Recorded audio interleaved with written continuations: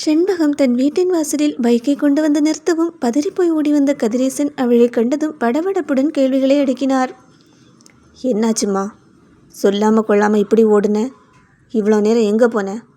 7 மணிக்கு வீட்டை விட்டு போனவ இப்போ வீட்டுக்கு வர மணியை பாரு. மணி இப்போ 2 ஆகுது. இப்படியா கண்ட நேரத்துக்கு போயிட்டு வர்றது? என்று அவர் கோபமும் பயமும் கலந்து கடிந்து கொள்ள, அங்கிள், இவர் நம்ம ஊர் குளத்துக்குள்ளே தவறி விழுந்துட்டாரு என்று செண்பகம் மெல்லிய குரலில் சொன்னாள். அப்போதுதான் எதிரில் எதுவும் பேசாமல் நின்ற ருத்ரனை கவனித்த கதிரேசன் அவனது நனைந்த உடையையும் சோர்வையும் பார்த்துவிட்டு அதிர்ந்தார். என்ன தம்பி இது? உங்களை யாரு அந்த குளத்துக்கெல்லாம் போக சொன்னது என்று அவர் ஆதங்கமாக கேட்க ருத்ரன் தலை குனிந்து அமைதியாக நின்றான். அவனது அந்த மௌனம் கதிரேசனை மேலும் கவலை கொள்ள செய்ய, சரி செண்பகம், உள்ள போ. பக்கத்து வீட்டு அம்மா கோயிலுக்கு போயிட்டு பிரசாதம் கொண்டு வந்தாங்க, வாங்கி உள்ளே வச்சிருக்கேன், தம்பிக்கு எடுத்து கொடு என்று சொல்லிவிட்டு அவர் சென்றுவிட செண்பகம் ருத்ரனை வீட்டினுள்ளே அழைத்து சென்றாள். அவனை ஹாலில் வசதியாக அமர வைத்தவளோ சற்றும் தாமதிக்காமல் அங்கிருந்த ருத்ரனின் மொபைலை எடுத்தாள். உடனேயே டாக்டருக்கு டயல் செய்தாள். நள்ளிரவு தூக்கம் கலந்த எரிச்சலுடன் ஃபோனை எடுத்த டாக்டர் நிகிலன் மறுமுனையில் அழுத்து கொண்டார். டேய், இந்த நேரத்தில் எதுக்குடா ஃபோன் பண்ணுற? சார், நான் செண்பகம் பேசுகிறேன் என்றவளோ படபடப்புடன் தொடர்ந்தாள். ருத்ரனுக்கு மறுபடியும் உடம்பு சரியில்லை. குளத்துக்குள்ள மயங்கிட்டான். அவனோட கழுத்து நரம்புலெல்லாம் வீக்கம் இருக்குது. உடனே இன்ஜெக்ஷன் போடணும்னு சொன்னான். நான் எங்கள் வீட்டோட லொக்கேஷன் அனுப்பி வைக்கிறேன். நீங்கள் இப்போ வீட்டுக்கு வர முடியுமா டாக்டர்? ப்ளீஸ் டாக்டர், இப்போ இவ்வளோ தூரத்துக்கு என்ன அவனால் கூட்டிகிட்டு வர முடியாது. டாக்டர் நிகிலனோ குறுக்கிட்டு சிரித்தபடியே, நீ எல்லாம் அவனை கூட்டிகிட்டு வர வேண்டாமா? அவனை விட்டால் மட்டும் போதும், அவனே தனியாக வந்துடுவான். செண்பகத்தின் குரலிலோ தவிப்பு கூடியது. இல்லை, இந்த நிலைமையில் அப்படியெல்லாம் இப்போ என்னால் இவரை தனியாக விட முடியாது டாக்டர். ப்ளீஸ் டாக்டர், இங்கே வரீங்களா? மறுமுனையில் ஒரு நீண்ட பெருமூச்சுடன் டாக்டர் சம்மதித்தார். சரி சரி, வரேன், லொக்கேஷன் அனுப்புமா என்று சொல்லிவிட்டு இணைப்பை துண்டித்தார். அவள் தனது முகவரியை அனுப்பிய பிறகும் நேரம் நகர்ந்ததை தவிர டாக்டர் நிகிலன் அங்கு வரவே இல்லை. செண்பகமோ மீண்டும் 2-3 முறை அவருக்கு ஃபோன் செய்து பார்த்தாள். ஒவ்வொரு முறையும் தொடர்பு எல்லைக்கு வெளியே உள்ளது என்ற இயந்திர குரலே அவளுக்கு பதிலளித்தது. இங்கோ வலியில் ருத்ரனின் உயிர் துடித்து கொண்டிருந்தது. கழுத்து நரம்பு இழுத்து பிடிக்க அந்த வேதனையை தாங்க முடியாமல் அவனது முகம் வியர்வையில் நனைந்தது. ஆனாலும் அவன் தனது வலியை வெளியே காட்டிக்கொள்ளாமல் அமைதியாகவே சுருண்டு கிடந்தான். அவனது பரிதாபமான நிலையை பார்த்து பொறுக்க முடியாத செண்பகமோ பதற்றத்துடன் அவன் அருகில் நெருங்கினாள். வலியில் தவித்தவனோ சட்டென்று அவளை தள்ளிவிட்டான். என்கிட்ட வராத, போடி. இங்கே பாரு, டாக்டர் வேற இன்னும் வரலை. நான் கொஞ்ச நேரம் உன்கிட்ட இருந்துக்கிறேனே. நான் தான் அப்போவே சொன்னேன்ல, நீ தான் கேட்கல. அதெல்லாம் இப்போ பிரச்சனையே இல்லை. டாக்டர் வருவார், பார்த்துக்கலாம். தயவு செஞ்சு நீங்கள் கொஞ்ச நேரம் அமைதியாக இருங்க என்றவளோ அவனை தன்னோடு இறுக்கமாக அணைத்து கொண்டாள். அவனுக்கு ஆறுதல் சொல்லும் விதமாக அவனது கை கால்களை மெதுவாக நீவி விட்டாள். அவளது அரவணைப்பில் ருத்ரனுக்கு அந்த வலி சற்று குறைவது போல் இருந்தது.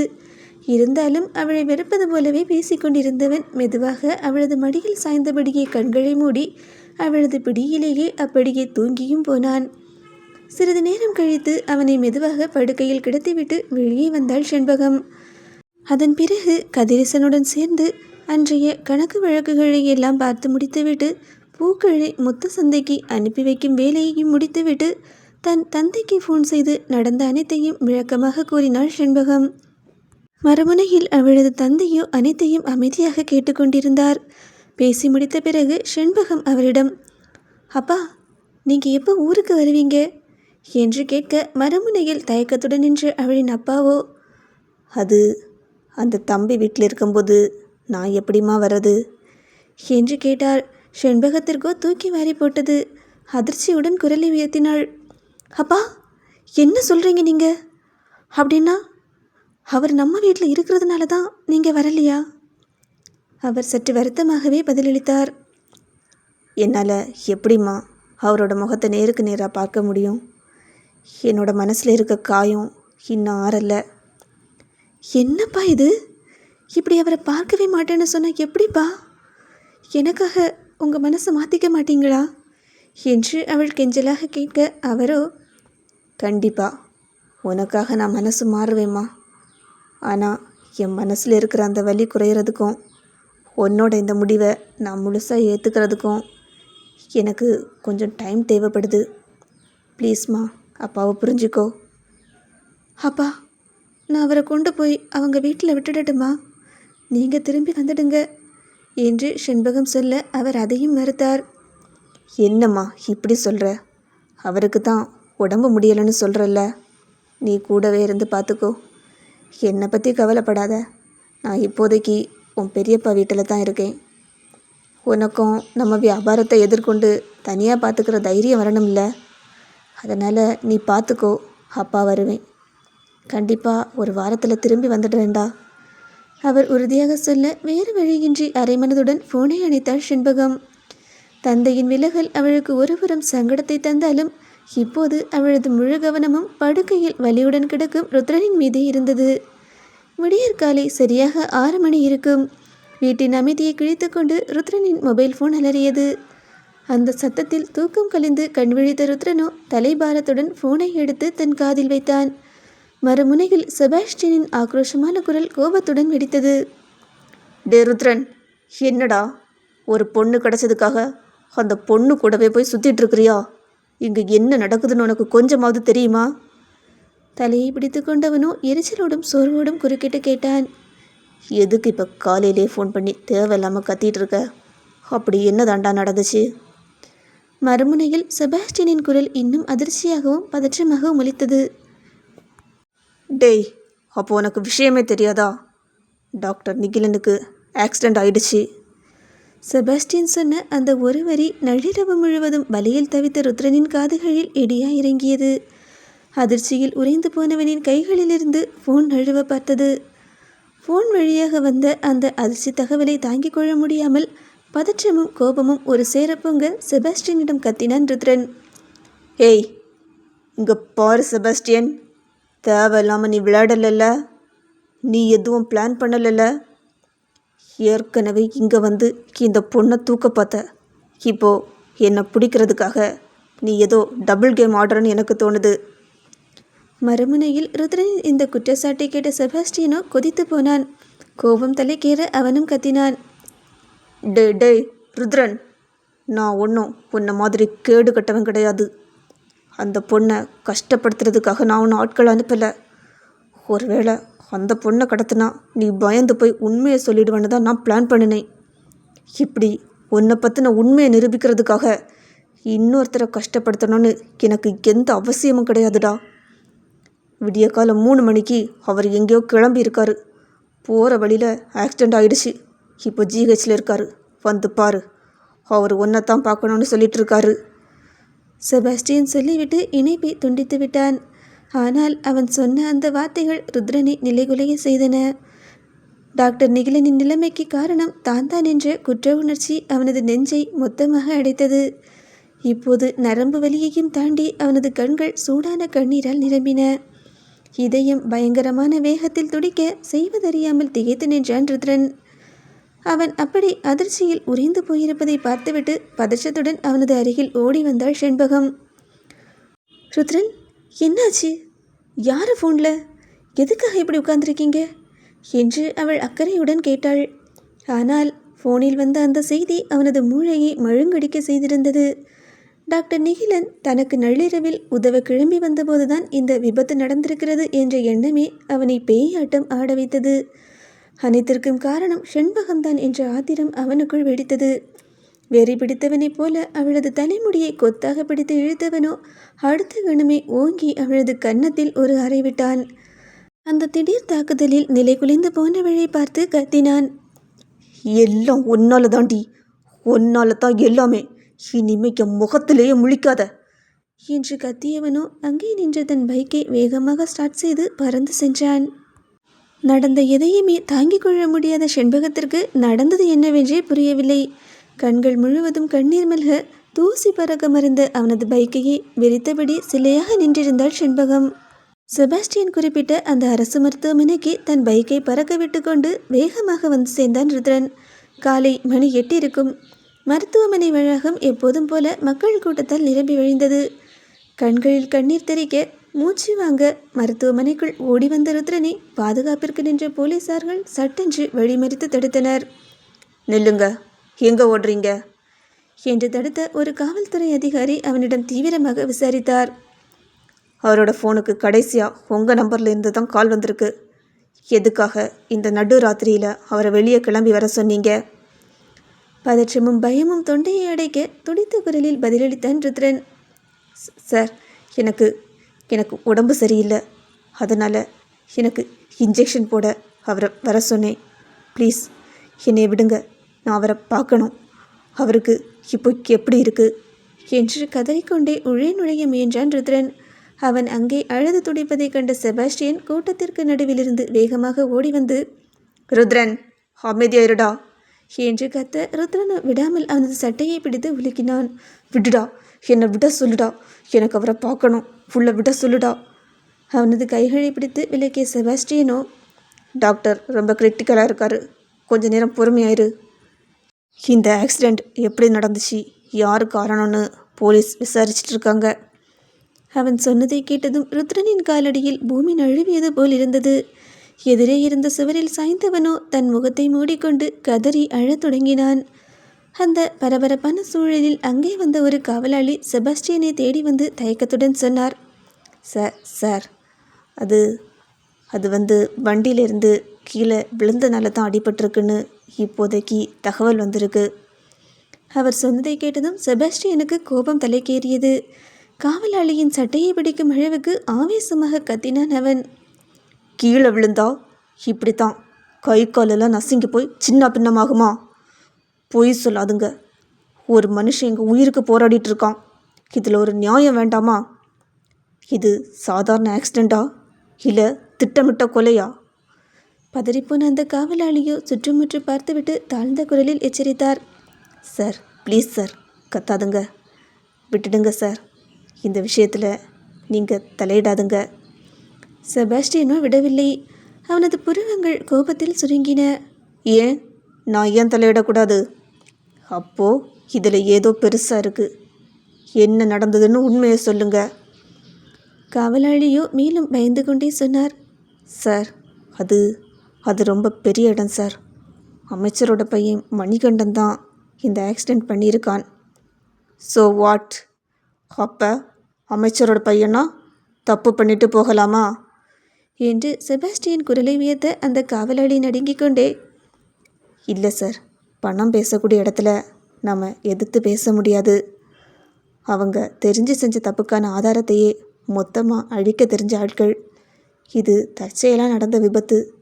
இதுக்கெல்லாம் போய் அவர் பேசி முடிப்பதற்குள் செபாஸ்டியன் ஆத்திரத்துடன் அவரை தள்ளிவிட்டுவிட்டு, அப்போ அவன் தப்பு பண்ணிட்டு போயிட்டான், நீ பொத்திக்கிட்டு இருன்னு என்கிட்ட சொல்ல வரீங்களா என்று ஆத்திரமாக கேட்டான்.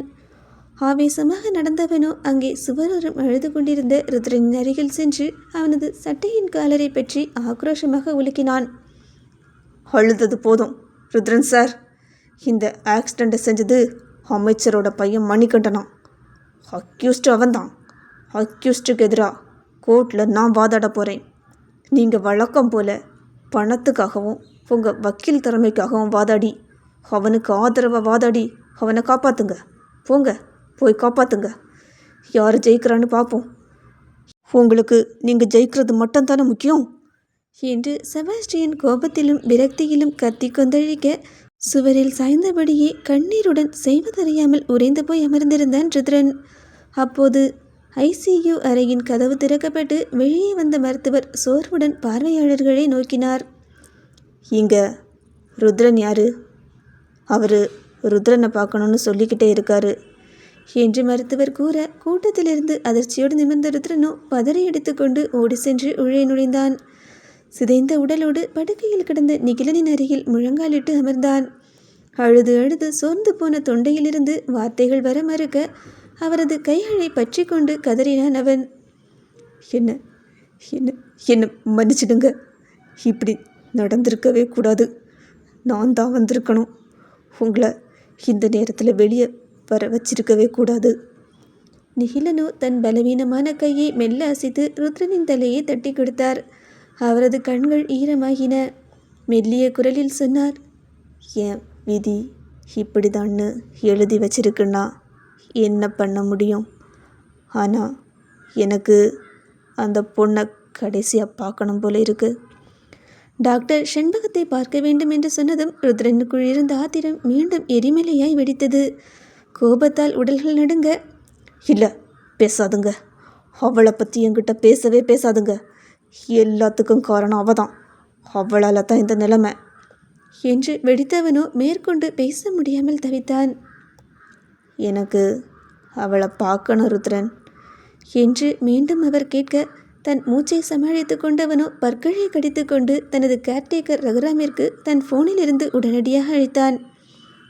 ஹலோ, நான் ஒரு லொக்கேஷன் அனுப்புகிறேன். நம்ம ஆளுங்களை அனுப்பி அந்த லொக்கேஷனில் இருக்க பொண்ணை ஹாஸ்பிட்டலுக்கு வர சொல்லுங்கள். டாக்டர் நிகிலனுக்கு ஆக்சிடெண்ட் ஆகிடுச்சு, உன்னை பார்க்கணுன்னு சொல்கிறாருன்னு சொல்லுங்கள். கட்டளையிட்டவனோ தன் கோபத்தையும் இயலாமையையும் கட்டுப்படுத்த முடியாமல் ஃபோனை துண்டித்தான். தகவல் கிடைத்து செண்பகம் மருத்துவமனை வாசலில் வந்து இறங்கினாள். அவளது கண்களில் வழிந்த நீரை துடைக்க கூட நேரமின்றி இதயம் படபடக்க தளர்ந்த கால்களுடன் ஐசியூ அறைக்குள் ஓடினாள் அவள். படுக்கையில் உயிருக்கு போராடி கொண்டிருக்கும் டாக்டர் நிகிலனை கண்டதும் அவளது நெஞ்சம் மொத்தமாக உடைந்து போனது. தரையில் மண்டியிட்டவளோ விம்மி விம்மி அழுதவாறு அவரது கரங்களை பற்றி கொண்டாள். சார் சார் சாரி சார், இப்படி நடந்திருக்கவே கூடாது.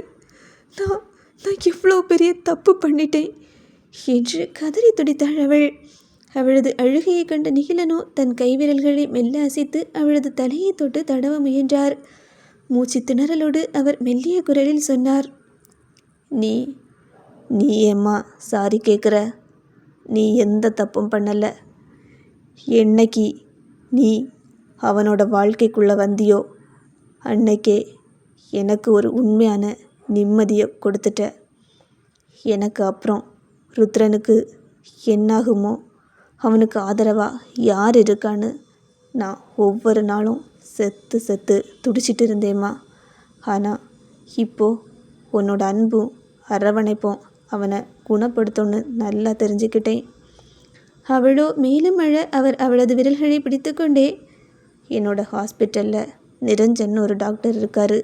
ருத்ரனோட கேஸ் ஹிஸ்ட்ரி பற்றியும் ரிப்போர்ட் பற்றியும் அவர்கிட்ட சொல்லிட்டேன். ஏதாவது எமர்ஜென்சினா அந்த இன்ஜெக்ஷன் போடுறதுக்கு நீ கண்டிப்பாக டாக்டர் நிரஞ்சன்கிட்ட அவனை கூட்டிகிட்டு போ. அது மட்டும் இல்லைம்மா, அவனை கண் கலங்காமல் நல்லா பார்த்துக்குவேன்னு எனக்கு இப்போது சத்தியம் பண்ணி கொடு. அவர் சொன்னதை கேட்டு நெஞ்சம் துடிதுடித்து போன செண்பகமோ மறுபே சொல்லாமல் தன் கைகளை அவரது கைகளோடு சேர்த்து இறுக்கமாக கோர்த்து தன் கண்ணீரால் சத்தியம் செய்து கொடுத்தாள். அடுத்த கணத்திலேயே தன் பக்கத்தில் நின்று கொண்டிருந்த ருத்ரனை தன் அருகில் அழைத்தார் டாக்டர் நிகிலன். ருத்ரனோ வெடித்து அழத் தொடங்கியிருந்தான். ருத்ரன் என்று அவர் அழைக்க குனிந்தவனோ அவரது கைகளை பற்றி கொண்டு கதறினான். ரொம்ப ரொம்ப கஷ்டப்படுத்திட்டேன் இல்லப்பா உங்களை, என்னை மன்னிச்சிடுங்க. மறுமுனையிலோ ஒரு மெல்லிய திருப்தியான புன்னகை அவரது உதடுகளில் அரும்பியது. அவர் சொன்னார், நான் என்றைக்குமே உன்னை அப்படி நினச்சதில்லப்பா. என் சொந்த பையனுக்கும் உனக்கும் நான் வித்தியாசமே பார்த்ததில்ல. இப்போவும் அதே நம்பிக்கையோடு தான் உங்ககிட்ட கேட்குறேன். அந்த பொண்ணு பாவம் உன் மேலே உயிரையே வச்சிருக்கு.